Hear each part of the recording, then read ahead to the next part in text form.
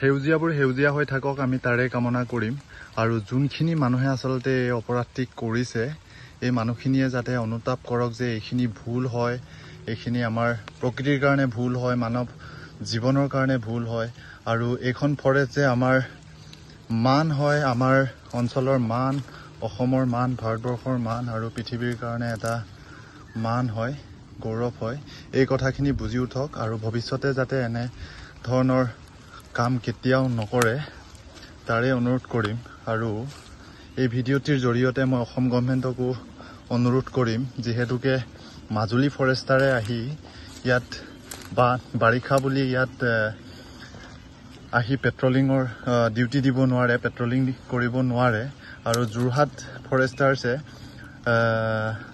যোৰহাট জুৰিডিকশ্যনত নপৰে বুলি ইয়াত ডিউটি দিব নাহে কেতিয়াও। চ' এইখিনি সমস্যা হৈ আছে যিহেতুকে আমি কেতিয়াও ৰাখিব নোৱাৰোঁ, আমি একশ্যন ল'ব নোৱাৰোঁ এজ এ পাব্লিক হিচাপে। চ' অসম গভৰ্ণমেণ্টে এটা সুব্যৱস্থা কৰি দিয়ক যাতে ফৰেষ্টখন সুৰক্ষিত হৈ থাকে।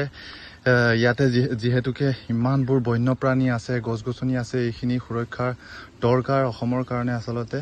এইখিনিয়ে মই কামনা কৰিম ভৱিষ্যতত যাতে ইয়াৰ এটা ধুনীয়া সমাধান দিয়ে, পৰামৰ্শ দিয়ে অসম গভৰ্ণমেণ্টে, তাৰে কামনা কৰিম। এয়া প্ৰথম ধ্বংসলীলা মলাই ফৰেষ্টৰ এটা আৱেগত কুঠাৰ মাৰিছে আচলতে। ইমান কেইজোপাকৈ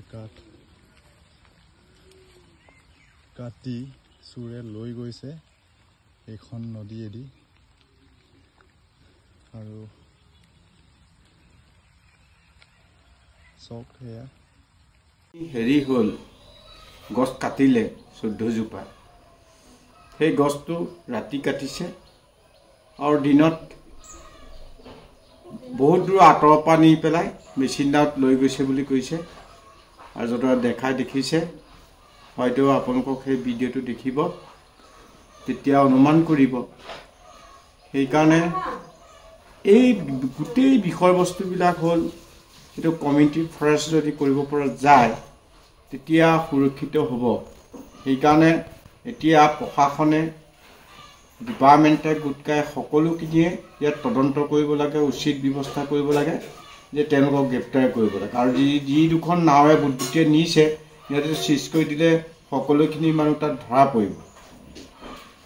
আজিৰ দিনত তেনেকৈ গছ গছনি কটা তেনেকুৱাটো ৰুল নাই, কিন্তু আনৰ হাবিৰ পৰা আনি তেনেকুৱা ব্যৱসায় কৰাটো কঠোৰতম শাস্তি দিব লাগে, সেইটোৱে মই কামনা কৰিম।